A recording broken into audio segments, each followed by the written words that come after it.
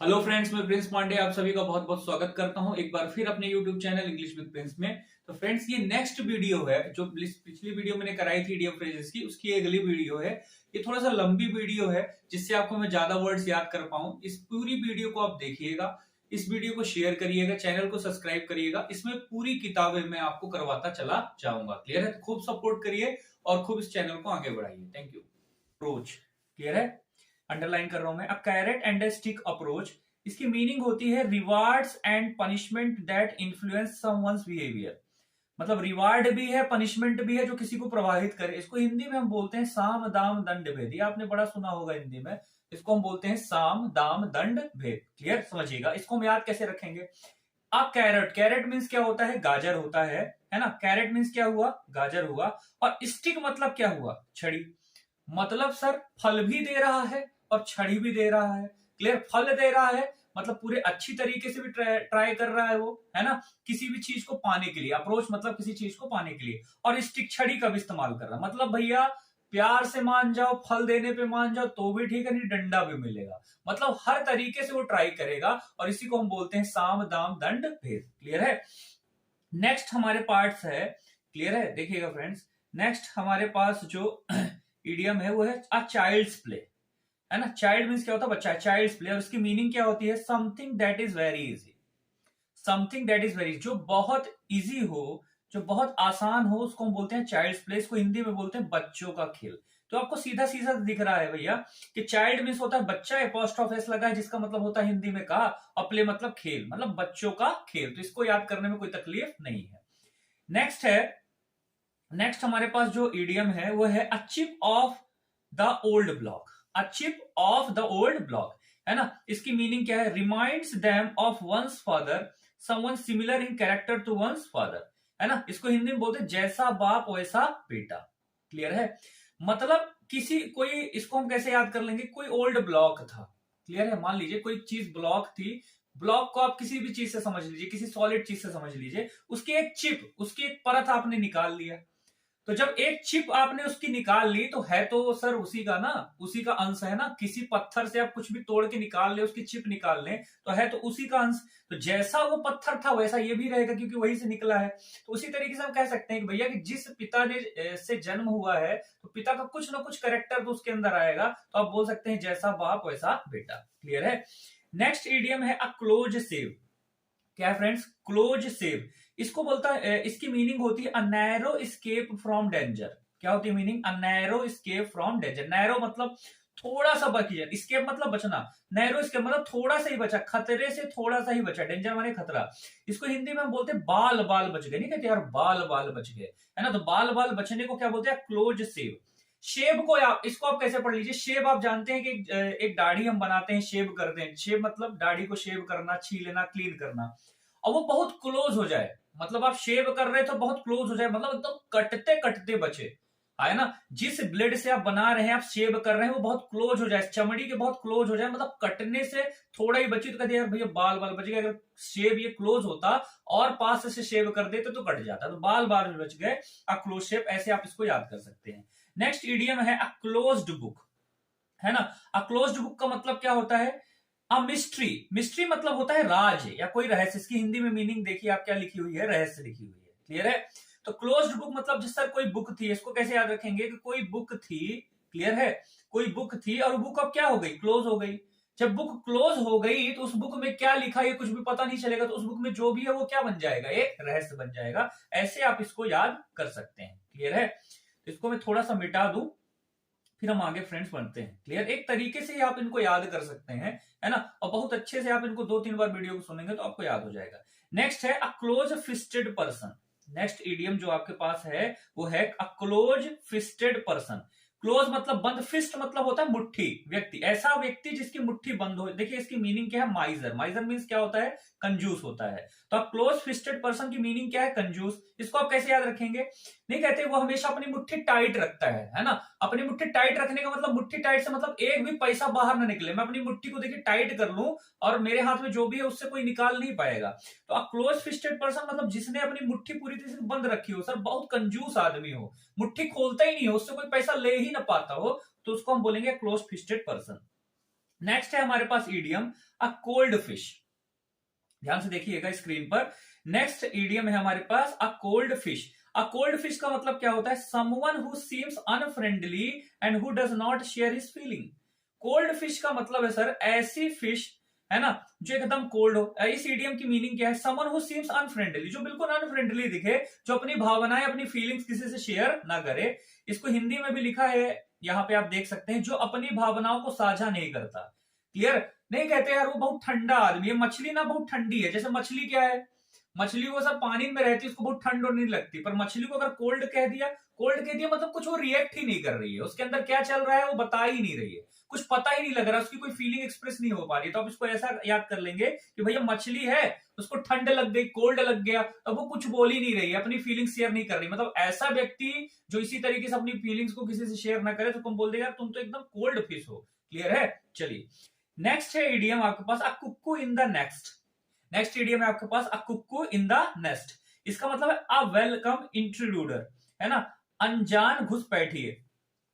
अब घोंसले में सब कुक्कू घुस जाए, क्लियर है ना, तो घोंसले में अगर कुक्कू घुस गया तो घोंसला किसी और का है, उसमें आप याद कर कुक्कू घुस गया, मतलब बिना बुलाए आके वो घुस गया दूसरे के घोंसले में। भाई नेस्ट किसी और का था, उसमें कुक्कू आ गया, जब नेस्ट किसी और का है तो कुक्कू कहां से आ गया? क्लियर? तो आप याद कर रहे हैं सर कि घर किसी और का है, आया ना, स्थान किसी और का है और कोई जबरदस्ती आ गया, अनजान है। भाई कबूतर नेस्ट में बिल्कुल क्या है, अनजान है, जिसका नेस्ट है वो कबूतर को नहीं जानता, तो कबूतर आया, तो कोई भी अनजान व्यक्ति, कोई अनजान घुसपैठी अगर है तो उसको हम बोलेंगे कुक्कू इन द नेस्ट, है ना। वीडियो को देखने के बाद आप 2-3 बार वीडियो देख लेंगे, आपको याद हो जाएगा। नेक्स्ट है आपके पास a cut above something. A cut above something का मतलब क्या होता है? सुपीरियर टू, है ना। सुपीरियर टू का मतलब क्या है? बेहतर। जैसे आप केक काटते हैं तो केक को आप एवव, एवव मतलब क्या होता है? ऊपर कट करते हैं ना, ऊपर से थोड़ा सा हिस्सा कट करके आप उसको टेस्ट करते हैं कि कैसा है। जब आपको लगता है हाँ बढ़िया, केक खा के तो मजा आ गया, है ना, पूरा केक तो एक साथ खाते नहीं आप, उस केक में एवव, कट एवव को कैसे याद रखेंगे? कट मतलब काटना, एवव मतलब ऊपर से काटा। कुछ भी आप ऊपर से काट के अगर चेक कर रहे हैं तो कैसी रहेगी वो? सब बढ़िया रहेगी, आया ना। केक को भी आप जब काटते हैं तो ऊपर से बढ़िया थोड़ा सा काट के खाते हैं, फिर काटते करते हैं कि बढ़िया है। तो अ कट एबव समथिंग का मतलब क्या होता है? कोई चीज बहुत बेहतरीन है, बहुत शानदार है कोई चीज, तो उसको आप बोलेंगे अ कट एबव समथिंग। क्लियर है? चलिए तो आइए फ्रेंड्स नेक्स्ट ईडियम में हम चलते हैं। इसको थोड़ा सा मैं मिटा दूं जिससे स्क्रीन क्लियर हो जाए। देखिए नेक्स्ट ईडियम है अ डैम्प स्क्वैब। क्लियर है? अ डैम्प स्क्वैब का मतलब क्या होता है? अ डिसअपॉइंटिंग रिजल्ट, है ना, बिल्कुल डिसअपॉइंटिंग मतलब बिल्कुल निराशाजनक रिजल्ट है ना, पूरी असफलता मिल रही है। क्लियर? तो उसको हम क्या बोलेंगे? निराशाजनक परिणाम। क्लियर? इसको आप कैसे याद कर सकते हैं? इसको याद कर सकते हैं, जैसे डैम्प लिखा है, डैम्प का डैम्प को आप कनेक्ट करें अगर स्क्वैब से, है ना, मतलब सर ये जो क्या बोलते हैं, स्क्वैब है, ये पूरी तरीके से डैम्प है। तो जब स्क्वैब पूरी तरीके से डैम्प है मतलब ये कुछ भी काम नहीं कर रहा है, तो ये पूरा डिसअपॉइंटिंग हो गया, आया ना। नेक्स्ट लिखिएगा a damsel in distress. A damsel in stress. तो a damsel in distress का मतलब क्या होता है? अ हेल्पलेस वीमेन, मतलब ऐसी औरत, ऐसी महिला जिसकी कोई मदद नहीं करता, हेल्पलेस है, तो उसको हम कहेंगे क्या? ए डैम सेल इन डिस्ट्रेस, है ना। तो कोई भी असहाय महिला है तो उसके लिए इडियोमेटिक एक्सप्रेशन का इस्तेमाल होता है a damsel in distress. ध्यान सुनिएगा क्या होता है? A damsel in distress. Next है dark horse. Dark horse, clear है? तो डार्क हॉर्स का मतलब क्या होता है?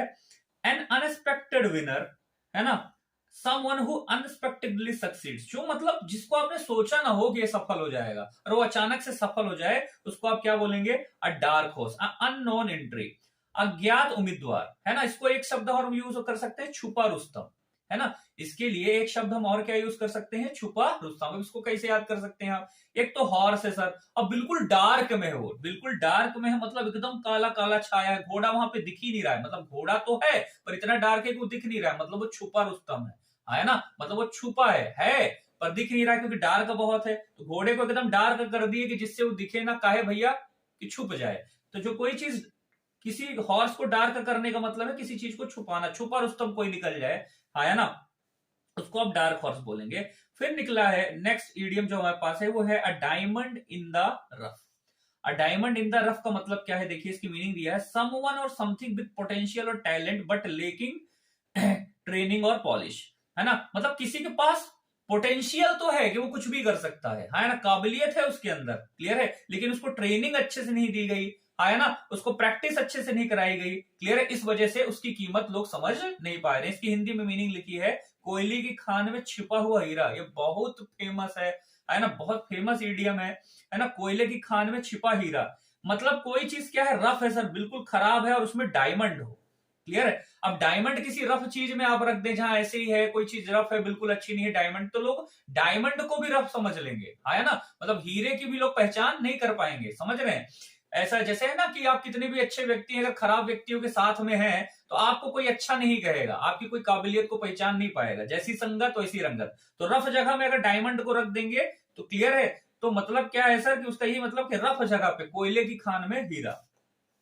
नेक्स्ट है नेक्स्ट जो हमारे पास ईडियम है वो है a dime a dozen. A dime a dozen का मतलब क्या होता है, very common and of very common and of no particular value, है ना, बहुत समान हो, उसकी कोई कीमत ना हो, मतलब कौड़ियों के भाव अगर कोई चीज बिक रही है तो उसको आप बोलेंगे अ डाइम अ डजन। क्या बोलेंगे, a dime a dozen. Next है अ डॉग ब्रेकफास्ट। ध्यान सुनिएगा, ब्रेकफास्ट कभी नहीं बोलना चाहिए, हमेशा ये जो BREAKFAST इसको हम ब्रेकफास्ट पढ़ते हैं, ये ध्यान रखिएगा आप, है ना। तो डॉग्स ब्रेकफास्ट का मतलब होता है टोटल मेस। टोटल मेस मतलब एकदम खिचड़ी बना दिए, सब कुछ बेकार कर दिए। जैसे अब कुत्ते को डॉग्स ब्रेकफास्ट की अगर हिंदी में मीनिंग हम निकाले तो क्या होता है, क्लियर है। सबसे पहली चीज तो क्या है कि इडियोमेटिक एक्सप्रेशन का शब्दों से कोई लेना देना नहीं है, क्लियर। ये एक से ज्यादा शब्द एक साथ आते हैं, इनकी पूरी मीनिंग चीजें अलग रहती हैं, क्लियर। एक तरीके से मैं आपको ये याद करवाने का प्रयास कर रहा हूं, क्लियर है, कि जिससे आपको याद हो जाए। अ डॉग ब्रेकफास्ट मतलब है कुत्ते का भोजन। कुत्ते को आप जो नाश्ता दे रहे हैं, तो कुत्ते का नाश्ता आप कैसे देते हैं, ऐसे दे देते हैं, ऐसे कटोरे में फेंक देते हैं, कुछ भी दे देंगे, रोटी वोटी तो सान के दे देंगे, मतलब टोटल एकदम खिचड़ी रहती है वो। आप इंसानों जैसा नहीं खाता कि रोटी लेगा, रोटी तोड़ेगा, फिर सब्जी में बोरेगा, फिर उसको खाएगा, फिर दाल में बोरेगा, फिर खाएगा, है ना। कुत्ते का भोजन मतलब एकदम खिचड़ी बर्बाद। तो ऐसा आप इसको याद कर सकते हैं। फिर लिखा है डॉग्स लाइफ।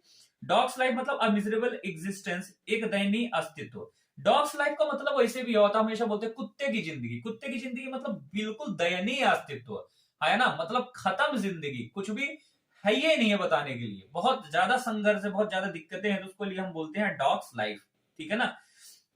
उसके बाद लिखा है नेक्स्ट इडियम जो हमारे पास है, आप देखेंगे, ठीक है ना, उसमें है a drop in a bucket. Bucket मतलब क्या होता है, बाल्टी। बकेट मतलब बाल्टी। अब बाल्टी में एक बूंद, आप देखिए इतनी बड़ी बाल्टी होती है और उसमें आप अगर मतलब एक बूंद डाल दे तो इनसिग्निफिकेंट अमाउंट होगा। मतलब क्या है, आप जिसको कहते हैं ऊंट के मुंह में जीरा। ऊंट के मुंह में जीरा क्यों कहते हैं, इतना बड़ा ऊंट होता है, एक ठो जीरा उसके मुंह में आप डाल देंगे तो उसको कुछ पता चलेगा नहीं, मतलब उस एक जीरे का उसके उसमें कोई अस्तित्व तो नहीं, वो पता ही नहीं चलेगा कि जीरा है कि नहीं है।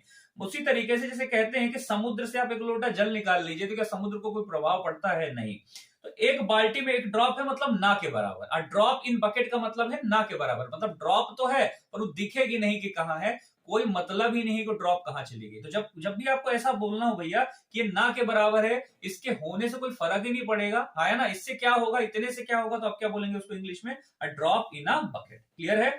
इसके लिए एक इडियोमेटिक और आप इस्तेमाल करते हैं, देखिए लिखा है a drop in the ocean. मैंने अभी बोला ना कि समुद्र से एक लोटा जल। अब समुद्र में एक ड्रॉप इतना बड़ा सर महासागर होता है, ओशियन मतलब महासागर होता है ना, सी मतलब समुद्र होता है, इतना बड़ा महासागर है और उसमें अगर एक ड्रॉप मतलब सर ना के बराबर, है ना, उसकी कोई वैल्यू ही नहीं है ना। ऊंट के मुंह में जीरा, देखिए इसकी भी मीनिंग है जरूरत या अपेक्षा के साथ तुलना में बहुत कम, मतलब जितना चाहिए सब इतना ओशियन में पानी होता है, क्लियर। और एक बूंद पानी मतलब बिल्कुल अपेक्षा से भी बहुत ज्यादा कम है। तो बिल्कुल कोई चीज ना के बराबर हो, जिसका कोई अस्तित्व ही ना हो, क्लियर, जितनी आपको अपेक्षा उतने में कोई चीज मिल ही नहीं रही है, तो उसके लिए आप बोलते हैं a drop in the ocean, ठीक है। चलिए नेक्स्ट हम स्लाइड लगाते हैं, इसको हम समझते हैं।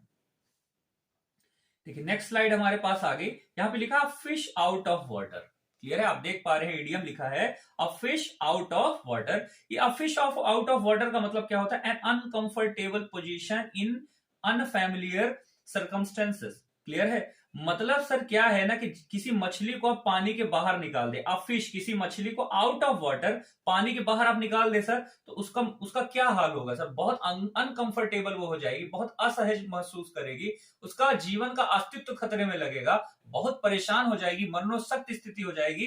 तो जब बिल्कुल मरणोत्सक्त स्थिति हो जाए, अनकंफर्टेबल पोजीशन हो जाए, आप बहुत विपरीत परिस्थिति चलने लगे, तो आप उसके लिए किस इडियोमेटिक का इस्तेमाल करेंगे? अ फिश आउट ऑफ वाटर। किसका इस्तेमाल करेंगे? अ fish out of water. Clear है? देखिए नेक्स्ट है हमारे पास इडियम है अ फ्लाइंग विजिट, है ना। अ फ्लाइंग विजिट का मतलब है जैसे अ वेरी शॉर्ट विजिट, है ना। संक्षिप्त भेंट, मतलब बहुत थोड़ा किसी से मिले, बहुत थोड़े समय के लिए अगर किसी से आप मिल रहे हैं या कहीं जा रहे हैं, तो उसके लिए हम इस्तेमाल करते हैं फ्लाइंग विजिट, है ना। नहीं कहते हैं ना यार हवाई जहाज से जाएंगे तो जल्दी पहुंच जाएंगे, तो आप इसको ऐसा याद कर सकते हैं कि फ्लाइंग से उड़ करके आप कोई विजिट कर रहे हैं, तो काहे के लिए सर? जिससे वो विजिट शॉर्ट हो जाए, थोड़ी हो जाए, ऐसा इसको याद कर सकते हैं आप। नेक्स्ट इडियम आपके पास है अ फूल्स पैराडाइज। नेक्स्ट इडियम आपके पास है अ फूल्स पैराडाइज। तो मतलब क्या है? Being happy for foolish reasons, बिना मतलब के खुश होना। A state of happiness based on persons not knowing about potential trouble, मतलब बिना किसी चीज की परेशानी को, किसी चीज को जाने बिना खुश होना, अनजाने में खुश होना, है ना। मूर्खता कारणों से खुश होना, मतलब भले आपका नुकसान हो रहा है पर आप खुश हैं, आपको नॉलेज ही नहीं है कि आपका नुकसान हो रहा है ना। तो उसके लिए आप क्या बोलेंगे? आप फूल्स पैराडाइज, है ना। जैसे कोई मान लीजिए किसी मूर्ख की बहुत तारीफ कर रहा है ना, वो समझ नहीं पा रहा है, उसके तारीफ के चक्कर में, है ना, वो अपना पूरा नुकसान किए जा रहा है, अपने पैसे दिए जा रहा है, वो समझ नहीं पा रहा है कि हमको चढ़ा रहा है, हमको हमारी इतनी तारीफ कर रहा है जिससे कि हमारा फायदा उठा सके। तो ऐसे व्यक्ति को हम बोल सकते हैं फूल्स पैराडाइज। नेक्स्ट हमारे पास इडियम है friends a gentleman at large. A man without a job, बिना नौकरी का आदमी, मतलब कोई जेंटलमैन है, क्लियर है, पर वो बहुत बड़ी स्थिति में, बहुत लार्ज स्थिति में फंस गया, मतलब इतना अच्छा आदमी होते हुए भी उसके पास कोई नौकरी नहीं है। इस समय की सबसे बड़ी दिक्कत क्या है कि आप कितने भी बड़े जेंटलमैन है, पर अगर आपके पास नौकरी नहीं है, बिना मतलब का नहीं, बिना नौकरी का आदमी, मतलब अ जेंटलमैन एट लार्ज। ठीक है ना। चलिए नेक्स्ट देखिएगा, नेक्स्ट हमारे पास है अ गोल्डन मीन। नेक्स्ट इडियम है हमारे पास अ गोल्डन मीन। इसका मतलब क्या है? Middle course between two extremes. ध्यान सुनिएगा, middle course between two extreme, neither too much nor too little, है ना।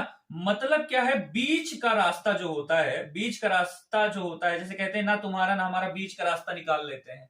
क्लियर? बोले हम इतने में कोई चीज देंगे, हम 5 लाख में अपना रूम आपको बेच देंगे, तो बोले ना आपका ना मेरा, काम करिए 2 लाख ले लीजिए। क्लियर है? बीच का जो रास्ता हम निकालते हैं वो क्या होता है? अ गोल्डन मीन।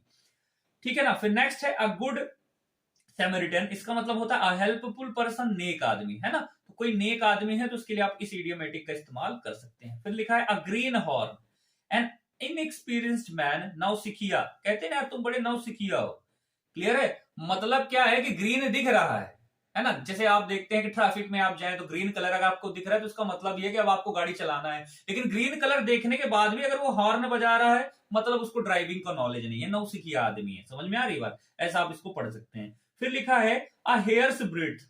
अ हेयर्स ब्रीथ का मतलब क्या है? देखिए, telling about the smallest possible amount और डिग्री ऑफ समथिंग, मतलब किसी भी चीज को होने की संभावना ना के बराबर है, बहुत कम है, उसको बताने के लिए हम यूज करते हैं अ हेयर्स ब्रीथ। कैसे याद कर सकते हैं? बाल की ब्रीथ मतलब चौड़ाई कितनी होती है, ना के बराबर, कोई मतलब ही नहीं है। अरे बाल कितना चौड़ा होता है, बाल को देखिए अपने, एकदम पतला होता है ना। अब इतने बाल के बराबर किसी चीज के चांसेस है, जितना बाल मोटा होता है उतने किसी चीज चीज के चांसेस है, मतलब ना के बराबर है। इसकी मीनिंग भी देखिए हिंदी में लिखी है, किसी चीज जिसकी छोटी से छोटी संभावित राशि के बारे में बताना, मतलब एकदम 99% किसी चीज के चांस नहीं, 1% चांस है, तो इस 1% को चांस, अगर 1% का भी चांस है तो उस थोड़े से परसेंटेज के लिए बताने के लिए आप किसका यूज करते हैं? अ हेयर्स ब्रेड्थ। तो आप इसको ऐसा याद कर सकते हैं कि भैया बाल के बराबर चौड़ाई की बात कर रहा है, मतलब बिल्कुल ना के बराबर चीजों की बात कर रहा है, मतलब ना के बराबर चांसेस की बात कर रहा है। क्लियर है? चलिए नेक्स्ट देखिए, नेक्स्ट स्लाइड मैंने लगा दी है। क्लियर है? नेक्स्ट स्लाइड में क्या है? नेक्स्ट इडियम क्या है? A hard nut to crack. ये देखिए, a hard nut to crack. ठीक है? हार्ड नट टू क्रैक का मतलब है नट मतलब आप कोई फल्ली समझ सकते हैं, या नट को नटे से समझ लीजिए, जो गाड़ी वाड़ी में नट लगते हैं, याद तो करना है अपने को। डिफिकल्ट टास्क, मतलब सर एक तो नट है लोहे का, उसको भी क्रैक करना, तोड़ना, मतलब ये बहुत ही कठिन काम है सर, मुश्किल काम के लिए आप यूज करते हैं a hard nut to crack. Clear है? नेक्स्ट है आपके पास अ हॉर्नेट्स नेस्ट, है ना। हॉर्नेट्स नेस्ट का मतलब है एन अनप्लीजेंट सिचुएशन, एक अप्रिय स्थिति, ऐसी स्थिति जो आपको पसंद ना हो, समस्या से भरी हुई स्थिति हो, ट्रबलसम सिचुएशन हो, तो उसके लिए आप यूज करेंगे हॉर्नेट्स नेस्ट। क्या यूज करेंगे फ्रेंड्स? अ हॉर्नेट नेस्ट। क्लियर है? चलिए नेक्स्ट जो इडियम है वो है अ हॉट पोटैटो। क्लियर है फ्रेंड्स? नेक्स्ट जो इडियम है हमारे पास वो है a hot potato. A hot potato का मतलब क्या होता है? अ कंट्रोवर्शियल इशू सर, एक विवादास्पद मुद्दा, मतलब विवाद वाली स्थिति जो है उसको हम बोलेंगे हॉट पोटैटो। क्लियर है? मतलब आलू है सर, उसको गर्म कर दिया। आप इसको ऐसे याद कर सकते हैं, एक तो आलू आपको कोई दे दिया, ऊपर से गर्म आलू दे दिया, तो हाथ नहीं जल जाएगा? जब आपको कोई गर्म आलू दे दे हाथ जल जाएगा तो क्या होगा? झगड़ा होगा, कंट्रोवर्सी होगी। तो ऐसे आप इसको याद कर सकते हैं। नेक्स्ट इडियम है आपके पास अ हाउस ऑफ कार्ड्स। मतलब हाउस ऑफ कार्ड्स का मतलब क्या है? एन इनसिक्योर स्कीम, है ना? मतलब इसको आप पढ़ सकते हैं ताश का घर, एक असुरक्षित योजना, मतलब ऐसी योजना जो बिल्कुल असुरक्षित हो, है ना, जिसमें आप सेफ फील ना करें, उसको बोलते हैं हाउस ऑफ कार्ड्स। आप ऐसा समझ लीजिए जैसे कार्ड खेलने को हम सही नहीं मानते, पर घर में आप कार्ड भर दिए, कोई आ गया, पापा आ गए, पीटने लग गए कि बोले घर में तुम कार्ड खेलते हो, ताश खेलते हो, पत्ता खेलते हो। मतलब ये जो योजना है ना असुरक्षित है। घर में कार्ड रखना मतलब पिटना है, पापा से पिटना है, घर में कार्ड नहीं रखना है ना, क्योंकि ये असुरक्षित योजना है सर, ये पिटवाएगी हमको। ऐसा हम इसको याद कर सकते हैं। लिखा है अ लेम एक्सक्यूज। लेम मतलब होता है लगड़ा, एक्सक्यूज मतलब बहाना। लेम एक्सक्यूज का मतलब क्या होता है? Unsatisfactory explanation. अनसेटिस्फैक्ट्री मतलब ऐसा एक्सप्लेनेशन जिससे आप असंतुष्ट हो, झूठा बहाना सर, है ना। मतलब एक तो आप एक्सक्यूज बहाना बना रहे हो, बहाना भी लंगड़ा है, बहाना लंगड़ा है, मतलब इसका मतलब क्या है? झूठी बात है सर, बहाना लंगड़ा थोड़ी होता है। तो ये एक झूठी सी बात के लिए, फालतू की बात के लिए झूठा बहाना आप बताएं जो साक्षात समझ में आया कि झूठ बोल रहा है, बहाना बना रहा है, उसको बोलते हैं लेम एक्सक्यूज। एक तो एक्सक्यूज, ऊपर से लेम। नेक्स्ट है अ लाफिंग स्टॉक। नेक्स्ट इडियम है फ्रेंड्स हमारे पास अ लाफिंग स्टॉक। अब लाफिंग स्टॉक देखिए क्या है इसका मतलब? An object of laughter, an object of ridicule. इसकी हिंदी में मीनिंग क्या है? हंसी का पात्र, है ना। मतलब लाफिंग यहाँ खुद ही लिखा है, लाफिंग मतलब ही क्या होता है? हंसना। स्टॉक मतलब पात्र, कोई भी हंसी का पात्र रहेगा तो उसको हम बोलते हैं अ लाफिंग स्टॉक। हम क्या बोलेंगे? अ लाफिंग स्टॉक। नेक्स्ट है अ लेफ्ट हैंडेड कॉम्प्लीमेंट। देखिए एक कॉम्प्लीमेंट होता है, समझिएगा, COMPLEMENT। एक कॉम्प्लीमेंट ई वाला होता है, देखिए जिसमें ई रहता है ना। जो ई वाला कॉम्प्लीमेंट रहता है उसका मतलब होता है पूरा करना। ये कॉम्प्लीमेंट COMPLEMENT वाला कॉम्प्लीमेंट बना है कंप्लीट के लिए। किसी भी चीज को आप कंप्लीट कर रहे हैं, पूरा कर रहे हैं अगर, तो पूरा करने के लिए आप ई वाले कॉम्प्लीमेंट का यूज करते हैं। लेकिन अगर आप यहाँ पे देखें, देखिए मैं मिटा के बताता हूं, अगर आप यहाँ पे देखें तो आप देख पा रहे होंगे कि यहाँ आई फॉर कॉम्प्लीमेंट है, यहाँ आई लगा है। ये देखिए इस कॉम्प्लीमेंट में आई लगा है। इस आई फॉर कॉम्प्लीमेंट का मतलब होता है प्रेज करना। प्रेज मतलब किसी की तारीफ करना या प्रशंसा करना। तो तारीफ या प्रशंसा के लिए आप किसका इस्तेमाल करते हैं? आई फॉर कॉम्प्लीमेंट का। अब ये देखिए कहना क्या चाहता है? लेफ्ट हैंडेड मतलब बाएं हाथ, कॉम्प्लीमेंट बाएं हाथ से कॉम्प्लीमेंट करना। इसका मतलब ये है एक मिनट थोड़ा सा फ्रेंड्स इसको मिटा दो। हाँ, इसका मतलब क्या है? लेफ्ट हैंडेड कॉम्प्लीमेंट, तारीफ तो कर रहा है पर लेफ्ट हैंड से कर रहा है। आपको मालूम है लेफ्ट हाथ से हम कोई भी अच्छा काम नहीं करते सर, है ना। पूजा राइट हैंड से, है ना, हमारे यहाँ ऐसा माना जाता है। खाना राइट हैंड से खाना है। तो आप इसको ऐसे याद कर लेंगे, कॉम्प्लीमेंट मतलब तारीफ कर रहा है लेफ्ट हैंड से। मतलब क्या कर रहा है सर वो? कि एक तो लेफ्ट हैंड दिखा रहा है, मतलब एक हमारा अपमान कर रहा है। अरे हाँ या ना। और तारीफ तो कर रहा है लेकिन लेफ्ट हैंड से कर रहा है, मतलब लेफ्ट हैंड शुभ नहीं होता। हम ऐसा मान लेंगे जैसे हमारे यहाँ कहते हैं कि राइट हैंड से ही खाना खाना है, राइट हैंड से। अब जैसे किसी का हाथ लेफ्टी कोई हो जाता है, वो एक अलग चीज है, हम याद करने के लिए पढ़ रहे हैं। पूजा भी हम करते हैं, आरती भी करते हैं, तो राइट हैंड से करते हैं।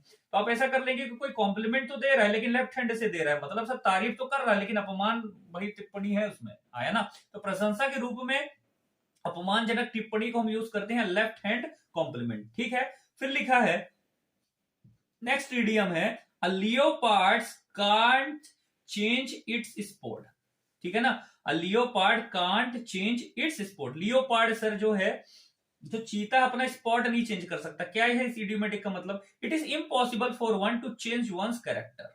क्लियर मतलब है। इसको हिंदी में देखिए क्या लिखा, कितना बढ़िया लिखा है। कोयला होए ना उजला, नौ मन साबुन खाए, किसी एक के चरित्र को बदलना संभव है ना। मतलब जैसे कोयला होए ना उजला, मतलब कोयला सफेद नहीं होगा, चाहे आप उसको कितना भी साबुन से धो दे, कोयला काला ही रहेगा।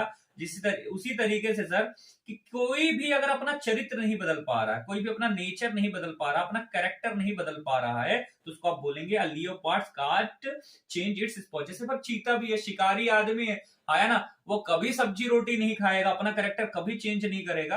तो इस इडियोमेटिक का इस्तेमाल आप तभी करते हैं जब कोई अपना कैरेक्टर, अपनी आदतें चेंज ना कर पाए। क्लियर है? तो आइए देखते हैं, नेक्स्ट स्लाइड में लगाता हूं, नेक्स्ट स्लाइड में हम चीजों को समझते हैं।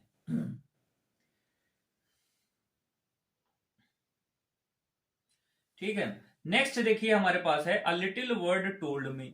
लिटिल वर्ड टोल्ड मी का मतलब क्या है? Used to indicate that the speakers know something but chooses to keep the identity of their information secret, है ना। लिटिल वर्ड टोल्ड मी का मतलब क्या है? एक तो पक्षी है सर, पक्षी ने, मी मतलब मैं इंसान हूं, पक्षी ने बोला, वो भी एक छोटे पक्षी ने, एक छोटा पक्षी मुझे कुछ बता रहा है, इसका मतलब मैं बहाना बना रहा हूं सर, है ना। इसका मतलब मैं बहाना बना रहा हूं। बहाना बनाने का मतलब क्या है? कि मैं कुछ जानता तो हूं लेकिन मैं बताना नहीं चाहता, है ना। कि मुझे किसने बताया, मैं कोई भी इंफॉर्मेशन नहीं देना, तो मैं बोल दिया पक्षी बताइए, छोटी पक्षी बताइए, अभी मालूम है पक्षी से पूछने जाएगा नहीं, मतलब मालूम मुझे सब है लेकिन मैं छुपा रहा हूं। इसके लिए हम यूज करेंगे लिटिल वर्ड टोल्ड मी। यहां पे देखेंगे आप, मीनिंग क्या लिखी, अपने मुखबिर की पहचान गुप्त रखने का तरीका, आया ना। कि मुझे किसी ने कुछ बताया, मैं बताया, बोले बताओ कौन बताओ, बोले यार मैंने पक्षी, छोटी पक्षी ने बताया। अब इसको मालूम पक्षी से ये पूछेगा नहीं, पर ये समझ रहा है कि पक्षी बात थोड़ी करती है, पक्षी थोड़ी बताएगी। मतलब मैं जानता सब कुछ हूं पर बताना नहीं चाहता कि कौन है, क्या है, कैसा है। तो मैं इसका यूज, इस इडियोमेटिक का यूज करूंगा a little word told me. फिर लिखा है a little gush of gratitude.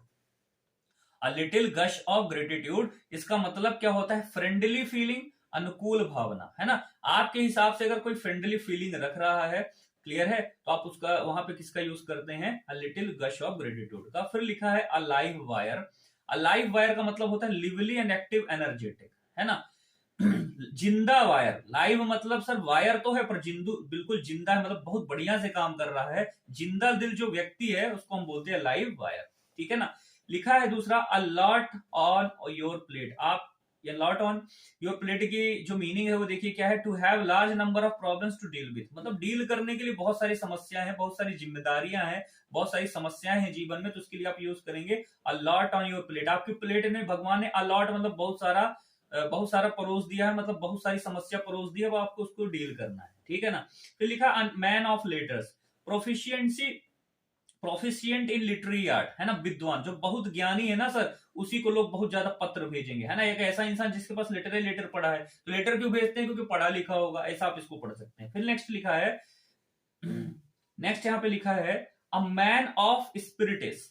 A man of spirit मतलब a very courageous man. Clear, मतलब एक ऐसा इंसान जिसके अंदर एक बढ़िया स्पिरिट है, मतलब बहुत सहनशील है, वो साहसी आदमी है, तो उसको हम बोलेंगे अ मैन ऑफ स्पिरिट। दूसरा है अ मैन ऑफ स्ट्रा, है ना। A man of no substance. Straw मतलब सर तिनका, मतलब एक ऐसा इंसान है जिसके पास तिनका है। तिनका है मतलब आर्थिक रूप से बहुत कमजोर है, तिनके के बराबर धन है उसके पास, कुछ नहीं, गरीब आदमी है, तो अ मैन ऑफ स्ट्रा हम इसको बोल सकते हैं। फिर लिखा है अ मेयर्स नेस्ट, है ना, अ डिफिकल्ट सिचुएशन, एक कठिन स्थिति। सर मेयर का नेस्ट, मेयर कभी नेस्ट में आएगा? नहीं आएगा, मतलब ये बहुत कठिन स्थिति हो जाएगी। तो इसको आप ऐसे याद कर सकते हैं।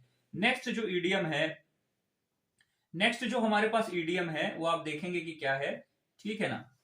लिखा है a month of Sundays, a long time, लंबा समय, मतलब पूरा महीना ही संडे का भरा हो, मतलब सर पूरा महीना संडे का, तो संडे तो बहुत लंबा हो गया, लंबा समय हो गया, तो इसके लिए हम इसका यूज करते हैं। लिखा है फिर अ मूट पॉइंट। अ मूट पॉइंट मतलब डिस्प्यूटेड, विवादित, है ना। कोई पॉइंट है, मूट हो गया मतलब विवादित हो गया, डिस्प्यूटेड हो गया, तो इसके लिए मूट पॉइंट का यूज इस्तेमाल करते हैं, ठीक है ना। नेक्स्ट देखिए लिखा है निगनॉग। निगनॉग का मतलब होता है कोई निगनॉग करे एकदम, मतलब बेवकूफ आदमी। निगनॉग क्या होता है वैसा पढ़ लीजिए, निगनॉग कुछ होता नहीं है। निगनॉग, निगनॉग ये बोल रहा है मतलब मूर्ख आदमी है, अकल का अंधा है ना, मतलब अकल से इसको कुछ समझ ही नहीं आता है। दूसरा लिखा है पैन इन द नेक, है ना।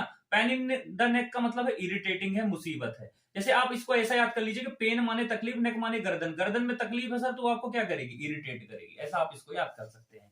नेक्स्ट है आ पेनीलोप्स बेब, है ना। पेनीलोप्स बेब मतलब इंडलेस है, अनंत, कोई चीज अनंत है जिसका कोई अंत ही नहीं हो रहा, तो आप उसको क्या बोलेंगे? पेनीलोप्स बेब, ठीक है ना। चलिए इसको थोड़ा सा मिटा दूं जिससे स्क्रीन क्लियर हो जाए, फिर मैं आगे आपको बताता हूं। नेक्स्ट है देखिए अ पैनी फॉर योर थॉट्स। पैनी मतलब होता है पैसा, धन। आपके विचार के लिए कोई पैनी दे। देखिए इसकी मीनिंग क्या है, a way of asking what someone is thinking. Clear है। समवन इज थिंकिंग मतलब कोई क्या सोच रहा है। क्लियर है। इसको पूछने का जो तरीका है उसके लिए हम यूज करते हैं पैनी फॉर योर थॉट्स। इसका मतलब यह पूछने का एक नया तरीका कि कोई क्या सोच रहा है। किसी से आपको अगर पूछना है कि कोई क्या सोच रहा है, आप डायरेक्ट नहीं पूछ सकते, तो उसके लिए आप इडियोमेटिक का इस्तेमाल करते हैं, अ पैनी फॉर योर थॉट्स। ठीक है ना। नेक्स्ट लिखा है, a picture paints 1,000 words and इसकी मीनिंग क्या है, an image or subject conveys is meaning more effectively than a description does. मतलब क्या है सर, एक चित्र में 1000 शब्द। मतलब एक अगर आप किसी चीज का चित्र देख लें तो उस चित्र को देखते ही सारी कहानी समझ में आ जाती है कि भैया ऐसा है ऐसा है। बहुत ज्यादा शब्दों की जरूरत नहीं पड़ती। मतलब एक जो पिक्चर है ना सर, उस पिक्चर को देख के पूरा डायग्राम समझ में आ जाता है कि कौन सी चीज कहाँ है कैसे है। बहुत ज्यादा बताने की जरूरत नहीं होती। नेक्स्ट लिखा piece of cake. Piece of cake मतलब अ वेरी इजी टास्क। एक बहुत आसान काम है। अगर कोई पीस ऑफ केक है तो उसके लिए हम किसका इस्तेमाल करेंगे, बहुत आसान काम की बात करना, पीस ऑफ केक मतलब केक का एक टुकड़ा। मतलब बहुत आसान काम है, केक का एक टुकड़ा खाना है, खा लेंगे, फेंक देंगे, उसमें कोई दिक्कत नहीं है ना। तो पीस ऑफ केक मतलब छोटा सा टुकड़ा, केक का छोटा टुकड़ा, मतलब बहुत आसान चीज है यार, इसलिए पीस ऑफ केक यूज किया है। दूसरा है रेनी डे। रेनी डे मतलब सर दिन भर बारिश होती रहे, मतलब वो तो बहुत डिफिकल्टी का टाइम हो जाएगा, मुश्किल घड़ी कठिनाई का समय है ना, ऐसे याद कर लेंगे। लिखा है अ रे ऑफ होप। होप मतलब आशा और रे मतलब होता है किरण, आशा की किरण। Something that provides a small amount of optimism in difficult situation. Optimism का मतलब होता है आशा। डिफिकल्ट सिचुएशन में जो हमको थोड़ी आशा मिलती है, जो आशा की किरण जागती है, उसको बोलते हैं हम ray of hope.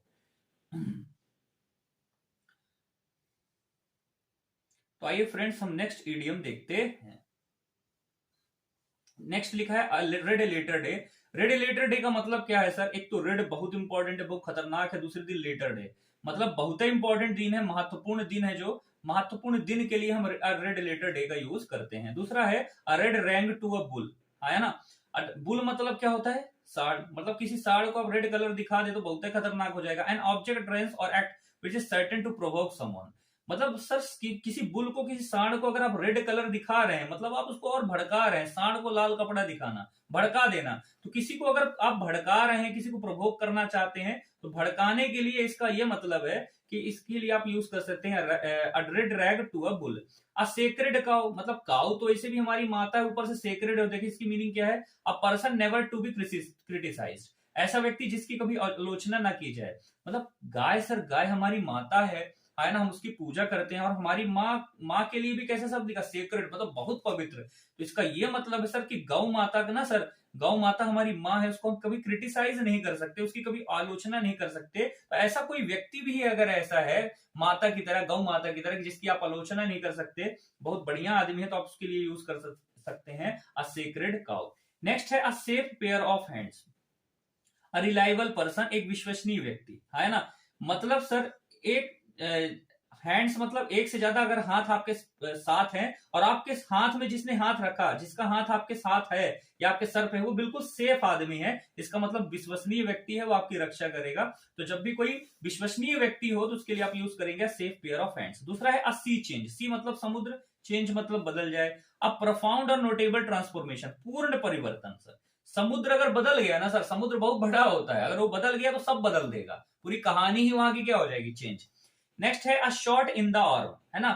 A shot in arm की मीनिंग देखिए क्या है, an encouraging stimulus, something that gives encouragement, है ना। मतलब आप कभी देखते हैं जैसे बाह में लोग खड़े, बाह यार बहुत बढ़िया किया। तो ये जो शॉट है ना, ठोकते क्यों है आर्म को, जिससे आपको उत्साह मिले। तो आप ऐसे याद कर सकते हैं भैया कि आर्म में अगर कोई शॉट कर रहा है, कोई ऐसे कर रहा है, ठोक रहा है, इसका मतलब ये है वो आपको प्रोत्साहन कर रहा है। ऐसे आप इसको याद कर सकते हैं। दूसरा है a shot in the dark. A shot in the dark का मतलब क्या है, an attempt that is not expected to succeed और very little chance of working an attempt to guess something. इसका मतलब ये है कि बहुत कम सक्सेस होने के चांस थे, है ना। अंधेरे में तीर चलाने के बराबर ही काम था। अंधेरे में तीर चलाने के लिए हम किसका यूज करते हैं, शॉट इन द डार्क, है ना। शॉट मतलब मारना, डार्क मतलब अंधेरे में। अ साइट फॉर सोर आइज, अ पर्सन और thing that one is extremely pleased और रिलीव्ड टू सी। आंखों की जो ठंडक है उसको हम बोलते हैं अ साइट फॉर सोर आइज। नहीं कहते आंखें सेक लेते हैं बढ़िया लगेगा, है ना। साइट मतलब देखना, सोर आइज मतलब जिसमें घाव हो, तो देखने से रिलैक्स मिलता है सर, आंखों को अच्छी चीजें देखने के लिए चाहिए, है ना। जैसे आप अगर मनाली मनाली वगैरह चले जाएं, है ना, नेचुरल ब्यूटी को देखने चले जाएं तो बड़ी ठंडक मिलती है आंखों के सर, इसी को हम बोलते हैं साइट फॉर सोर आइज। दूसरा लिखा है स्नैक इन द ग्रास, है ना, मतलब स्नैक इन द ग्रास मतलब इसकी तो मीनिंग निकल रही है कि भैया स्नैक कहाँ हो, घास में हो, ग्रास में हो। इसकी मीनिंग क्या है, अ ट्रेंचरस पर्सन एंड अनरिलायबल, मतलब जिसको जिस पे विश्वास न किया जा सके, डिसीटफुल पर्सन, आस्तीन का सांप, है ना, आप उसको पहचान ना पाए, वो आपको धोखा दे रहा हो, आस्तीन का सांप हो, उसको बोलेंगे snake in the grass. A sore point with something which hurts, कोई भी चीज अगर आपको हर्ट कर रही है, दुखी करने वाली बात है, उसको आप बोलेंगे अ सोर पॉइंट विथ। सोर मतलब दुख, कष्ट, घाव पहुंचाने वाला पॉइंट। नेक्स्ट है stiff necked person and obstinate person, मतलब एक अड़ियल व्यक्ति, ठीक है। नेक्स्ट है I stone's throw away at a short distance, थोड़ी दूर पर, है ना, मतलब एक पत्थर अगर आप कहीं फेंक रहे हैं बैठे बैठे, इसका मतलब वो बहुत कम दूरी पे होगा, थोड़ी ही दूर पे होगा, तभी तो आपका फेंका हुआ पत्थर वहां पे जाएगा, नहीं तो कैसे जाता। नेक्स्ट है नेक्स्ट है स्टॉर्म इन अ टी कप, बिग फुस ओवर ए स्मॉल मैटर, बात का बतंगड़ बनाना सर, मतलब आप ये समझिए टी कप में आंधी आ जाए सर, इतना बड़ा टी कप होता है उसके लिए आंधी की जरूरत नहीं है, मतलब बात का बतंगड़ बना दिए, छोटी सी बात थी और बात को बड़ी बना दिए, ठीक है ना। अ thorn in the flash, a source of continual annoyance और ट्रबल, जी का जंजाल के लिए आप यूज करते हैं इसका। अ टर्निंग पॉइंट मतलब एनीथिंग दैट ब्रिंग्स चेंजेस, नहीं कहते ये हमारे जीवन का टर्निंग पॉइंट है, मतलब नया मोड़ है, बदलाव का समय है। अब वेक्स्ड क्वेश्चन मतलब कंट्रोवर्शियल, विवादास्पद प्रश्न। तो ये थे हमारे फ्रेंड्स ईडियम, क्लियर है। तो ये जो ईडियम की जो सीरीज है, इतने ईडियम्स हैं, आगे आने वाले जो भी वोकैब है उसको हम नेक्स्ट वीडियो पे करेंगे।